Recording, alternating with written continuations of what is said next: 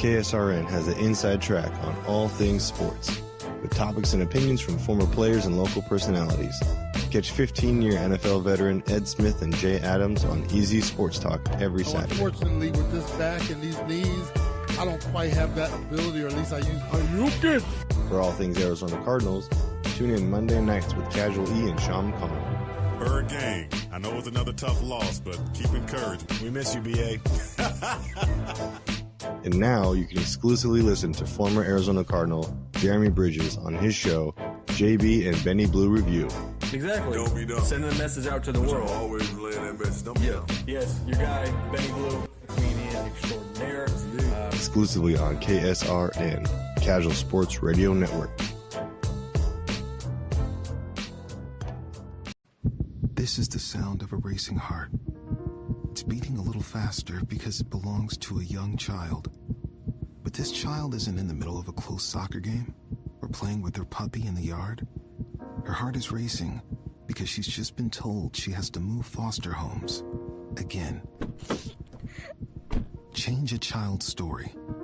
There's a child waiting for a volunteer like you. Learn how you can help at casaforchildren.org. You've been putting off because you don't think you can afford it? Well, it's time to call the team at Customer First Solutions.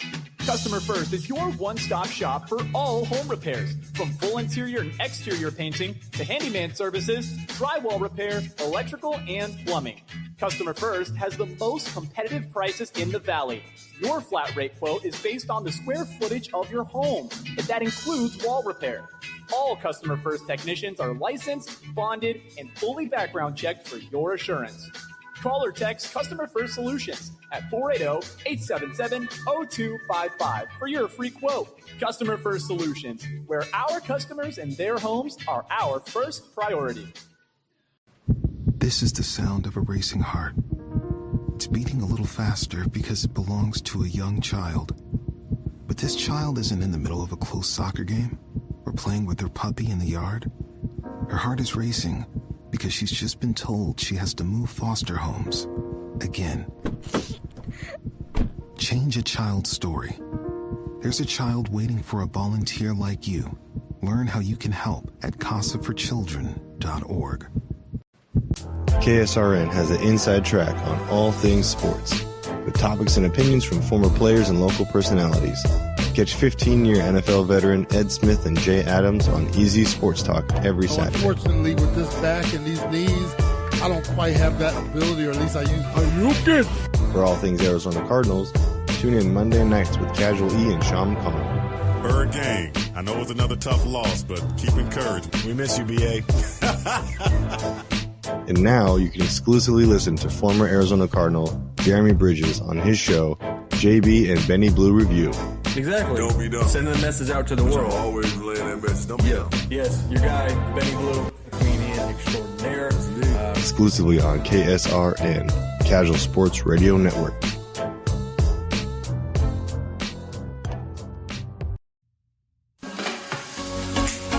You are listening to the best internet radio station on the web, KSRN, Arizona.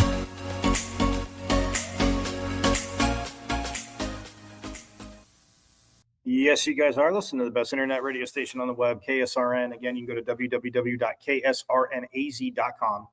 Click Listen Live, and all will be good.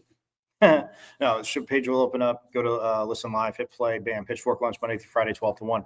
So like I was saying, let's hear from Coach Natasha Adair after last night's. Again, it was a tough loss, but again, she can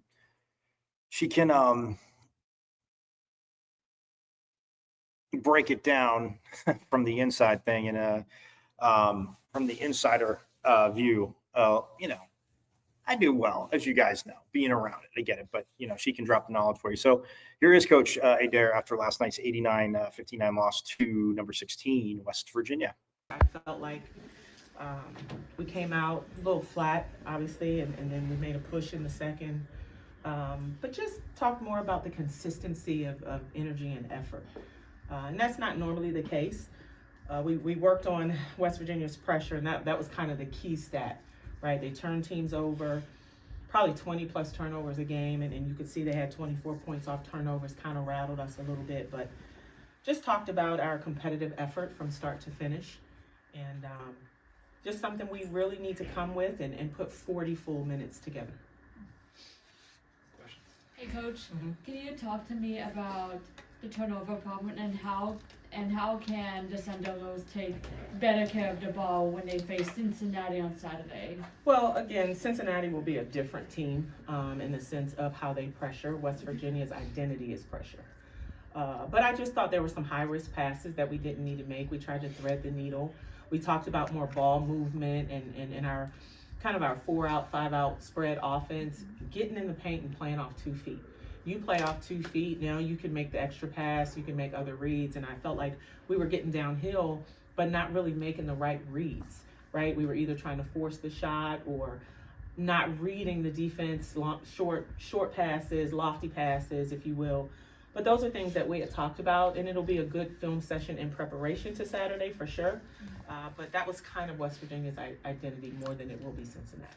Coach, there was obviously no more victories in this sport, but obviously after Sunday and performing that well against the number 11 team in the country, you had to at least have like some sense of confidence coming into today. What was the most just frustrating part of just like how the effort just didn't work out, particularly in the offensive end? Well, it was. I mean, again, we played really well the other night, and again, it's a new game. So, again, that was a little bit of energy and momentum going into today. And so I felt like shoot around, same thing, really good prep, really good walkthrough. So starting the game, right, giving them a 28-9 first quarter, it's hard to come back on any team, let alone the number 16 team in the country. Because I thought in the second we came back. You saw good ball movement. You saw us handle the pressure. But I think it was just, you cannot spot a team 28-9 in the first quarter. Not a team 16th in the country for sure. You mentioned that comeback in the second quarter, especially towards the end, cut it down to 12. What did you really like out of what you were seeing? Well, I felt like we were patient on offense, right? On the board, it was poise versus pressure. And we were moving the ball around. We weren't making high-risk plays, high-risk passes. We were taking the open shots that we got. And again, if you can't turn them over, they can guard, but they want to speed you up, right? A live ball turnover starts their break. And so the more we were able to execute, it slowed them down. I also felt like our pressure, even though it was contained, 22, our 2-2-1, slowed them down as well, so they couldn't get loose in transition. I just think that the second quarter, towards the end of it, we just had more poise on offense and just patience defensively, and they weren't as active in the open court. And then coming out of halftime, spot them 2 quick threes, turn the ball over 3 times. How do you respond better coming out of halftime going forward? Well, and that's the question, right? That's the question. We'll go back and look at it and see. We didn't start Levette coming out because she was in foul trouble, and that's a different starting lineup. Not that should matter, but we'll go back and look at that because we've had some inconsistencies either in the first or the third. And at halftime, we show them video. We have live video at halftime, so we get to see real time things that were working, things that weren't working. So we really focused on the turnovers, focused on the ball screens, and where we were effective moving the ball. So we just have to start the third better. And Coach, you're saying with the first and third, obviously the second, the way you responded, from where you're looking at it, obviously on the bench, what was do you feel West Virginia was doing something? Because it seemed like you talk about patience, but you also seemingly, when you made that run, got into your offense quicker in the half court. What do you feel was the issue with that? Because it seemed like, I get pressure, but I mean, it was taking longer to get into your offense, it seemed like. Well, I thought we weren't in the flow. I thought we were just dribbling the air out of the ball, if you will, instead of moving the ball, right? And getting that movement up the court. If you just let them just kind of guard you in the half court, you don't have that offensive efficiency. And so once we started pushing the ball more in transition, I think we had more flow, but you can't walk the ball down the floor against a team that wants to pressure you. Now you're starting your offense with 12 seconds, and now the shot clock's running down. I thought once we got the stop, right, early they had what is it here, 8 second chance points. But once we were able to get the stop, then we were able to then get the ball down the floor. I thought we were good in transition. In some instances, we had 3-on-2, 2-on-1 advantage breaks. We're good when we're in transition, and so it all was predicated on getting the initial stop. Everybody good? One more. How would you describe the aggressiveness that West Virginia had and how your players responded to it? They're pretty aggressive. That's kind of their identity, right? They want to create this havoc in which you play with. They're known to turn teams over. Like, that's their identity. It's not their half-court offense. It is their pressure, their relentless pressure for 40 full minutes. And I thought in spurts we responded, but not for 40 minutes. And those are things we'll go back and look at and evaluate, because again, there are other teams in this league that can do it, right? But there were just moments where I felt like their pressure didn't disrupt us. We were just rushing with the ball or not hitting the open person and making the at-risk, high-risk pass instead of the direct pass. I wanted to ask you about Blackston, the fact that she can go out and shoot all the way out to the three-point line. How much of a challenge does that present for your folks? Well, I think that's where you saw us start Kennedy Basham versus Nevaeh Parkinson, just because they start her and she's a mobile big. She's a perimeter post. She's not banging inside, and I felt like Kennedy Basham has more mobility to get out there and close out on some of those. But she was 3 for 5 today from 3, but she's just, and at 6'3", right? She has a little height to her as well. So I think Kennedy matched up well against her more than Vea did, just from a mobility standpoint. Coach, it feels like y'all failed to get going from beyond the arc up until the fourth quarter. I think Brown got 2 in there. Was that like y'all going thinking you want to put the ball in the paint, or was there something that happened after? No, it was just take what they give you, right? At the end of the day, they play a matchup zone, right? And so they're stretching it. They're really long. What we said was we didn't want to settle from 3. Right, our 3-point field goal percentage isn't as high, so we wanted to get in the gut, put foul pressure on. Now, if they collapse, kick, right? We're better on the receiving end versus just settling for the 3, because we do have really good players that can shoot the 3 ball, but we don't want to get started from 3. That's not our game. That doesn't work well for us. If anything, it's more on the kick out. Coach, you spoke after the Houston game, specifically saying, in your words, that you believe you're one of the best teams in the Big 12. You now played 2 of the teams that you thought coming into this conference were going to be near the top.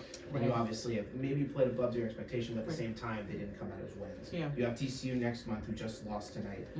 Where do you feel like you guys sit now in this conference going forward? And obviously, there's still a lot of basketball to play. There's a ton of basketball left. But where do you just feel like you sit? I think right now for us is just consistency, right? Because we've seen us clicking on all cylinders, and we've seen us with slow starts, right? So it's the tale of kind of 2 teams, and right here, almost at a halfway point or a little over halfway point, it's the conversations that we're having with them in the locker room, right? Because there are moments where it looks really, really, really good, but how do we sustain that for 40 minutes? And so right now, I think it's just continuing to work, right? Continuing to build off what we know is really good, because we want to be playing our best basketball in March. So just constant learning and constant growing. And I have another question about how do you compare the intensity between the Pac-12 and the Big 12 conferences from the first 2 seasons you were in the program as a head coach to this year in Arizona State's first season in the Big 12? There's talent in both conferences. You didn't see this much pressure, obviously, in the Pac. The Pac was definitely, more efficient from an offensive standpoint, and more, I would say, more read and react, more continuity offenses. There's a lot of different styles of play in the Big 12. You're going to see offense, you're going to see defense, you're going to see pressure, but you're still elite teams. There are 8 teams from the Pac that went. There are 9 teams from the Big 12 that won a year ago. So you're seeing elite talent across the board. It's just different styles of play in some instances. And as Skinner had a rough night, she was held to 3 points. How do you look to get more involved with her offensively heading into this Saturday's game, and especially with the alumni night? Yeah, Ty's an elite player, right? And so she's probably already watching the game right now, because again, it's not about what she scores; it's just more about the efficiency in which she's playing with. And so every top player has an off night, but the beauty of it is you have other players that can step up. So you won't expect that from her back-to-back games for sure. Everybody good?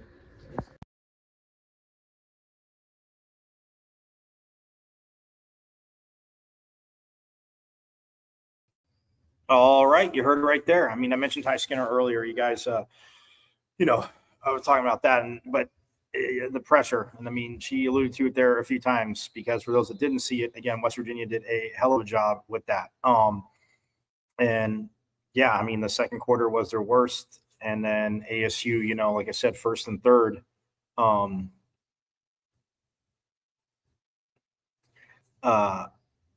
scored 9 in the first, 15 in the third, but they scored 14 in the second and 21 in the fourth. So again, coach said it right there.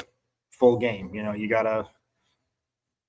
have to adjust, and you can't let a team with pressure. And that's why I asked her about and you heard me ask her right there about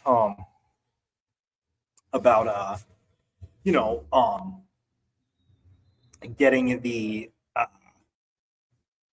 offense started late. And she's like, yeah, you can't walk the ball up the court, and they're pressuring. But even if it's, and what she's saying there, I mean, you guys, and if you watch hoops, even if it's that kind of soft pressure, they're still making you waste time off the shot clock, and you get into your offense, and all of a sudden, you hear the bench counting down a lot last night, like 7, 6, 5, and sometimes, and then they got some contested shots off. It was choppy. But then when they were, like Coach said, when they were going up from that, so again, more to do. Cincinnati will be here on Saturday. That will be at Desert Financial Arena. Last night was at Mullet. I figured I'd let you know at the end, but that will be at Desert Financial Arena, at DFA, and that is at 4:00. The men's hoops, Coach Ridley and the men's team playing number 3 ranked Iowa State will be here, and that is a noon tip-off from Desert Financial. You can spend all day at Desert Financial Arena. Plus, you got hockey at 5. So again, we'll get into all this tomorrow. Hockey plays tomorrow night too. We'll get into all this tomorrow. But yeah, it's and wrestling 21-15 last night. They were at Mizzou. Oh man, but Figueroa and Schultz won again, and the other guy, I mean, looked good. I saw some highlights, and we'll talk more about that, because they got. I think they're going to be back home. They are back home for their next matchup. So, nonetheless, just wanted to get that in there. But hey, look, everybody have a phenomenal rest of your Thirsty Thursday. Hope we quenched your Sun Devil thirst a little bit, but of course, always leave you wanting more. So everybody have a most phenomenal rest of your Thursday. Yeah, hockey this weekend, hoops this weekend. There's a lot going on, and I'll have more for you tomorrow. And yes, as always, for volleyball, hashtag our state, because it is a Sun Devil state. And you guys know it. As always, forks up. I went to Arizona State. Right. I'm a Sun Devil, man. The 27-yard line. That's a great call, too. Blake Baker, Plummer will put it up, throws over the middle. Touchdown. Great flag. That's a way. Traffic going. Trying to center off with Eckerly, and he just missed the net. O'Reilly with the shot. Far down, he scored.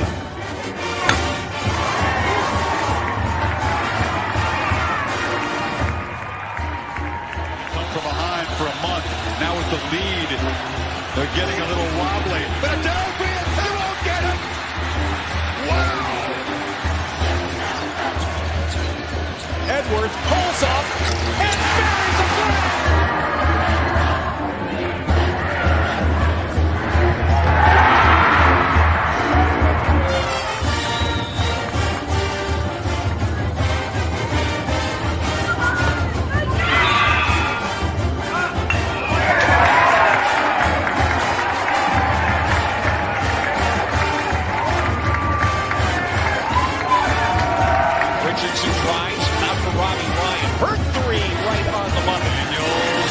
Shot for